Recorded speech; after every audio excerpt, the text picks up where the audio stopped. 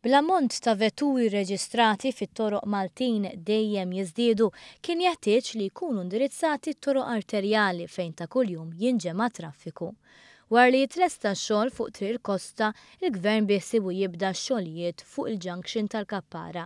Dan biex ma jinħoloqx traffiku żejjed fit-toroq f'żona li f'diversi ħinijiet jinġemgħu mijiet ta' karozzi. Dan il-proġett kien ilu mwiegħed sa mill-1995 iżda kien biss dawn l-aħħar sentejn li ngħata l-ispinta meħtieġa. Huwa ppjanat li permezz tal-bini ta' żewġ flyovers fil-Kappara, il-problema tat-traffiku taż-żona tkun eliminata.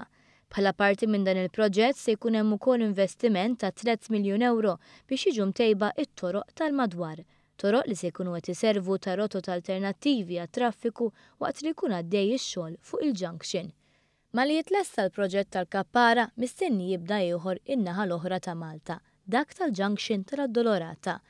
Dan il-proġett b'mod globali wkoll mistenni jdaħħal sistema ta' 3 livelli ta' flyovers. Il-livell t'isfel nett se jkun għal vetturi li minn vjal St. Paul Boffa, jiġifieri min-naħa ta' Kordin, iduru għal vjal Aldomoro. It-tieni flyover se jgħaddi minn vjal Santa Lucia lejn Aldomoro. Minn bejniethom se jkun hemm it-tielet flyover għal vetturi li mill-belt iridu jgħaddu sal-airport. Il-proġett se jkun maqsum f'żewġ fażijiet. L-ewwel fażi se tinvolvi l-bini ta' flyover li min-naħa tal-airport waslek għall-belt.